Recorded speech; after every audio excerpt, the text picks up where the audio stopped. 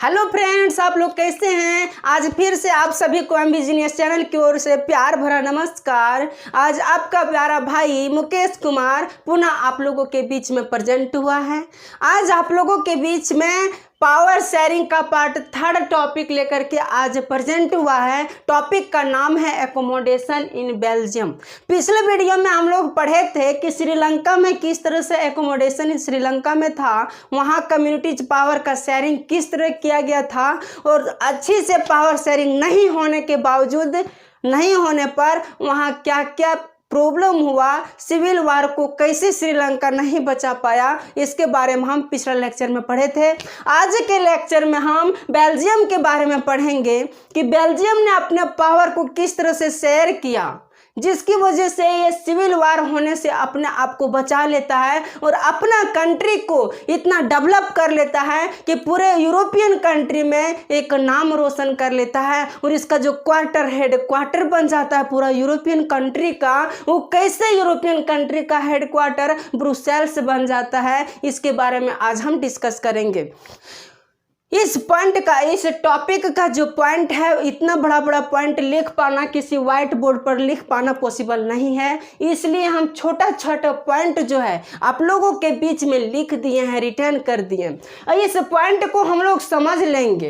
यदि किसी तरह का क्वेश्चंस इस पॉइंट को समझने के बाद यदि किसी भी तरह का क्वेश्चन इस पॉइंट से रिलेटेड एग्जाम में पूछा जाता है तो हम लोग बहुत ईजिली उसको सॉल्व कर सकते हैं। इसलिए छोटा पॉइंट आप लोगों के बीच में लिखा गया है, इसी पॉइंट को आज हम डिस्कस करेंगे और इस पॉइंट को आप समझ जाएंगे तो गारंटी देते हैं कि आपका एग्जाम में क्वेश्चंस नहीं छूटेगा। तो चलिए हम जो भी पॉइंट है उसको डिस्कस करते हैं।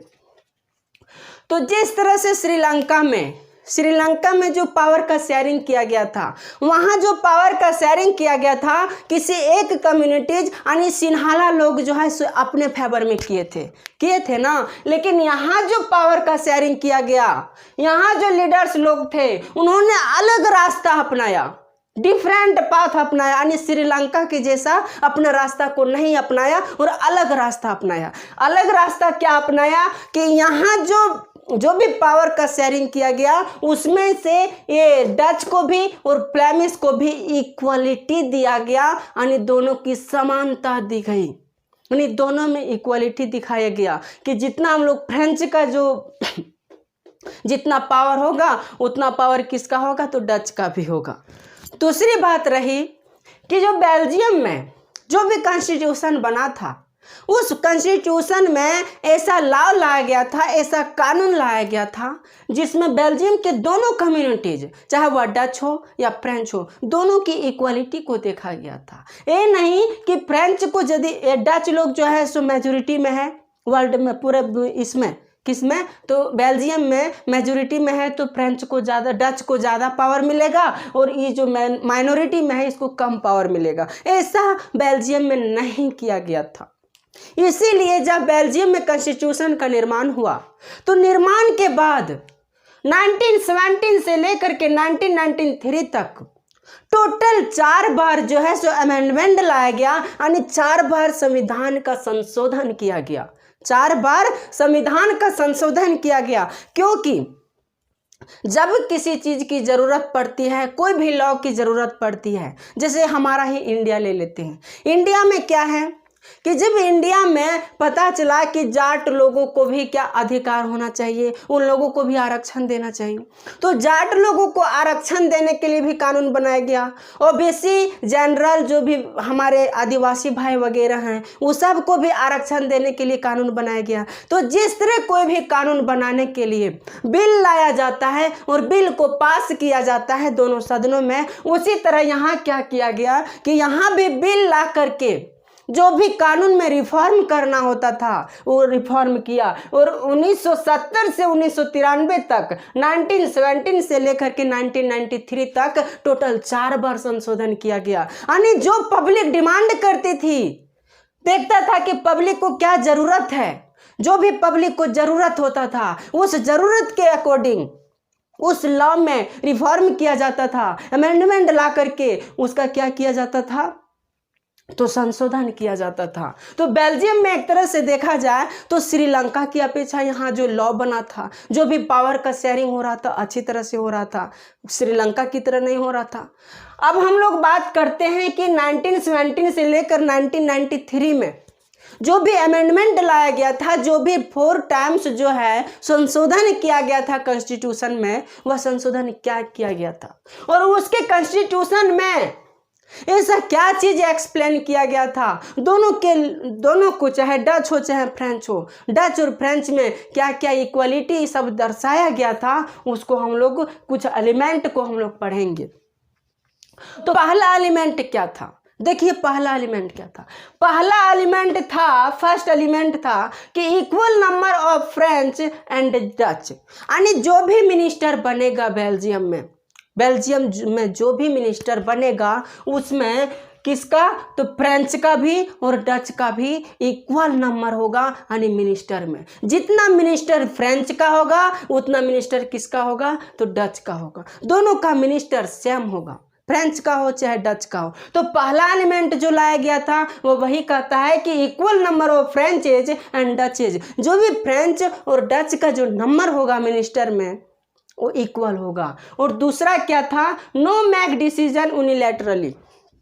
अब कोई भी डिसीजन यदि लिया जाएगा कहाँ, बेल्जियम में, तो वह कोई भी डिसीजन को यूनिलैटरली नहीं लिया जाएगा, यानी किसी एक पक्ष में नहीं लिया जाएगा। भले ही डच हो चाहे फ्रेंच हो, फ्रेंच लोग अपने पक्ष में कोई डिसीजन नहीं ले सकता, डच लोग अपने पक्ष में कोई डिसीजन नहीं ले सकता। जो भी डिसीजन लेगा दोनों मिलजुल कर डिसीजन लेगा और वो डिसीजन एक डिसीजन होगा, यूनिलैटरली डिसीजन होगा, ये दोनों मिल करके ही डिसीजन लेगा।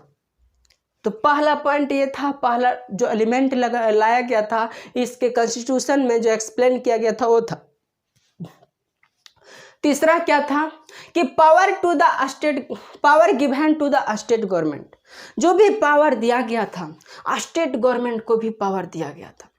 जैसे कि हमारा कंट्री इंडिया ले लेते हैं, तो इंडिया में क्या है, पावर का जो शेयरिंग है वो किस तरह है, तो पहले सेंट्रल गवर्नमेंट, फिर स्टेट गवर्नमेंट, उसके बाद लोकल गवर्नमेंट है। यानी सेंट्रल गवर्नमेंट कौन है, तो हमारे मोदी जी है ना, और स्टेट गवर्नमेंट में कौन है, तो हर स्टेट का अपना अपना जो सीएम होता है वो स्टेट गवर्नमेंट होता है, और जो लोकल गवर्नमेंट होता है तो अपना अपना एरिया का जो मुखिया होता है वह लोकल गवर्नमेंट होता है ना। तो जो पावर का शेयरिंग जो किया गया हमारे इंडिया में, तो सेंट्रल गवर्नमेंट का जो है सो अलग पावर है, स्टेट गवर्नमेंट का अलग पावर है और लोकल गवर्नमेंट का अलग पावर है। सेंट्रल गवर्नमेंट ने स्टेट गवर्नमेंट को पावर दिया है कि आप अपने स्टेट को अपने अकॉर्डिंग डेवलपमेंट करें, दिया है ना सेंट्रल गवर्नमेंट, हमारे मोदी जी ने, जो भी सेंट्रल गवर्नमेंट में जो भी बैठती है उन्होंने स्टेट गवर्नमेंट को पावर दिया है। हमारी कॉन्स्टिट्यूशन में वैसा एक्सप्लेन किया हुआ है कि जो भी पावर का शेयरिंग किया जाएगा सेंट्रल गवर्नमेंट के पक्ष में, सेंट्रल गवर्नमेंट के अंडर में स्टेट गवर्नमेंट होगा, बट स्टेट गवर्नमेंट का अपना अलग पावर दिया जाएगा, वो अपने अकॉर्डिंग अपने स्टेट का डेवलपमेंट कर सकता है। तो ऐसा पावर हमारे इंडिया में है। तो उसी तरह यहाँ भी किया गया था, कहाँ, तो बेल्जियम में क्या किया गया था कि वहाँ भी सेंट्रल गवर्नमेंट को रखा गया और सेंट्रल गवर्नमेंट ने अपना पावर स्टेट गवर्नमेंट को भी दे दिया और स्टेट गवर्नमेंट को भी रख दिया कि आप जो है अपना एक स्टेट ले लो और स्टेट का अपना ख्याल रखो, यानी वहाँ का जो डेवलपमेंट है अपना डेवलपमेंट देखें। अब यदि स्टेट गवर्नमेंट चाहेगी कि हमको पावर मिल गया तो मुझे अलग कंट्री बना दो, तो ऐसा नहीं होगा कि अलग कंट्री उसको बना सकता है, नहीं बना सकता है। यानी वो रहेगा तो सेंट्रल गवर्नमेंट के अंदर में, लेकिन वो जो काम करेगा, जो उसको पावर दिया गया है, कुछ अपना पावर दिया जाता है स्टेट गवर्नमेंट को ताकि वो अपना स्टेट को डेवलप कर सके। तो बेल्जियम में भी स्टेट गवर्नमेंट बना दिया गया था और उसको भी अलग पावर दे दिया गया था, किसके द्वारा, तो सेंट्रल गवर्नमेंट के द्वारा। तो ये भी पॉइंट समझ गए हम। बेल्जियम में जिस तरह इंडिया में था उसी तरह बेल्जियम में भी है, इंडिया में जिस तरह उसी तरह बेल्जियम में भी अप्लाई किया गया। अब फोर्थ पॉइंट क्या कहता है, फोर्थ पॉइंट है कि हमारा बेल्जियम है, बेल्जियम के अंदर क्या है, उसका कैपिटल ब्रुसेल्स है। तो ब्रुसेल्स में जो गवर्नमेंट बनी ये अपना अलग गवर्नमेंट बने, बेल्जियम से अपना अलग गवर्नमेंट बने। एक गवर्नमेंट जो बना पूरा बेल्जियम के लिए बना, लेकिन ब्रुसेल्स में अपना अलग गवर्नमेंट बना। और इस गवर्नमेंट में भी दोनों की इक्वालिटी देखा गया। यानी यहाँ हम यदि देखते हैं तो यहाँ फ्रेंचीज लोग ज़्यादा हैं, कितना 80% है, और कौन डच लोग कितना है 20% है ना। लेकिन यहाँ पे जो मिनिस्टर बना कहाँ, तो इस ब्रुसेल्स में भी जो मिनिस्टर बना उसमें भी दोनों की संख्या, दोनों की नंबर इक्वल हुई थी, यानी दोनों का नंबर इक्वल होना चाहिए, यहाँ भी एक्सप्लेन किया था। डेट मीन्स हम कह सकते हैं कि इन्होंने भी, डच लोगों ने भी अपना कुछ सेक्रीफाइस किया और फ्रेंच लोगों भी ने अपना कुछ सेक्रीफाइस किया, और दोनों ने सेक्रीफाइस करके अपना कम्युनिटी को, अपना पावर को अच्छा से शेयर किया ना, अच्छा से शेयर किया। इसलिए यहाँ जो है, यहाँ की जो सत्ता चली, यहाँ की जो फ्रीडम चला वो बहुत अच्छा फ्रीडम चला। यहाँ का जो एकोमोडेशन था बहुत अच्छा एकोमोडेशन था। अब 5 पॉइंट है कि बेल्जियम में क्या हुआ कि बेल्जियम के कॉन्स्टिट्यूशन में यह एक्सप्लेन किया गया कि थर्ड प्रकार का, जो तीसरा प्रकार का एक गवर्नमेंट होगी, एक गवर्नमेंट को इलेक्ट किया जाएगा, यानी गवर्नमेंट को चुना जाएगा। किसके द्वारा, तो बेल्जियम की जनता, बेल्जियम के पब्लिक के द्वारा एक गवर्नमेंट को चुना जाएगा, तीसरा गवर्नमेंट को।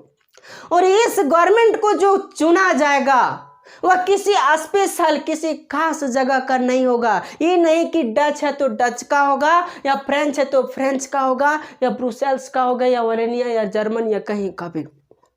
तीसरा गवर्नमेंट जो चुना जाएगा वह किसी भी कम्युनिटीज का हो सकता है, चाहे वह फ्रेंच का हो, चाहे वह डच का हो, चाहे वह जर्मन का हो। यानी पब्लिक जिसको इलेक्ट करेगी, पब्लिक जिसको इलेक्ट करेगी वही थर्ड गवर्नमेंट बनेगा, यानी किसी भी समुदाय का।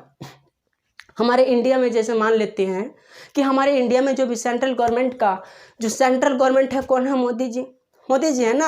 अब क्या हमारी जनता बोलेगी मोदी जी को कि ए मोदी जी आप गुजरात के हैं, आपको हम प्राइम मिनिस्टर नहीं बनाएंगे, आप हट जाइए, बोल सकते हैं सा? वो नहीं ना बोलेंगे ए मोदी जी आप जो है अलग रिलीजियन के हैं, अलग कास्ट के हैं, आपको हम अपना सेंट्रल गवर्नमेंट नहीं बनाएंगे, ऐसा नहीं ना कर सकते। नहीं, हमारे कॉन्स्टिट्यूशन में ऐसा अधिकार ही नहीं है।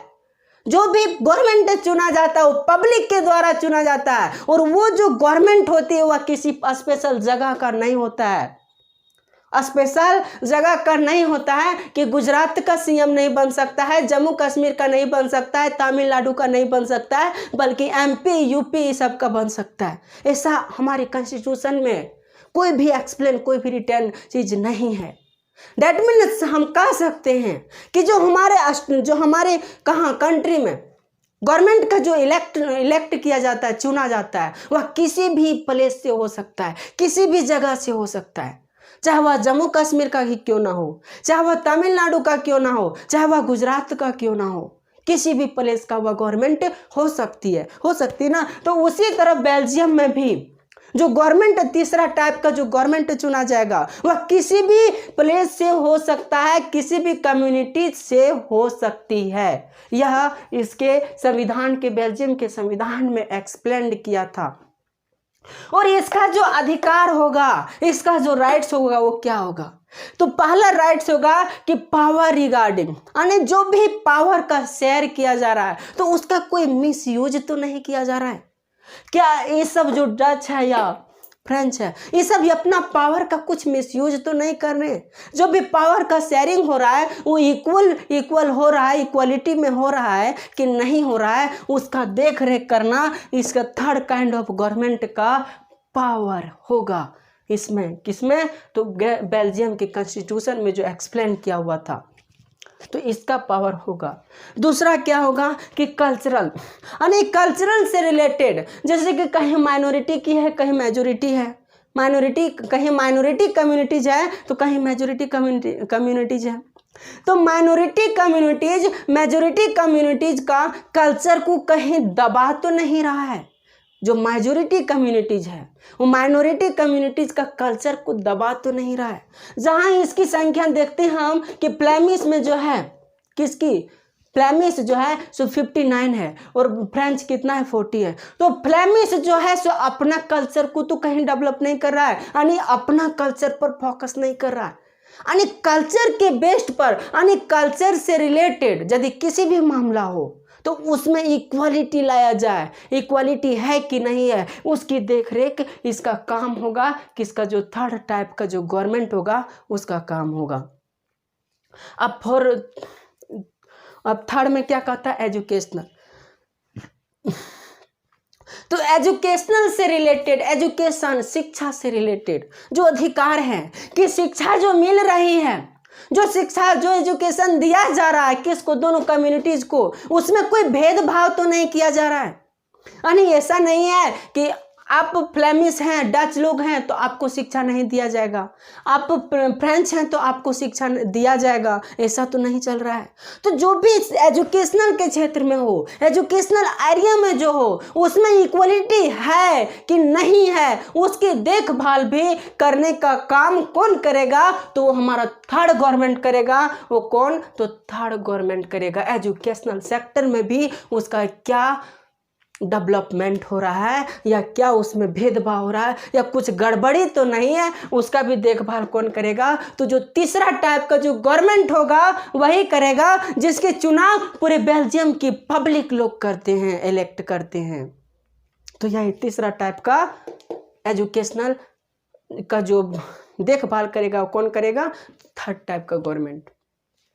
अब बच गई कि लैंग्वेज रिलेटेड इश्यू, यानी लैंग्वेज रिलेटेड इश्यू किसी भी प्रकार का हो, लैंग्वेज के बेस पर, जैसे डच और फ्रेंच में यदि दोनों में किसी तरह का मतभेद होता है और दोनों में झगड़ा हो जाती है, तो इन सब का जो फैसला लेगा, इन सब का जो कंट्रोल करेगा, वो कंट्रोल कौन करेगा?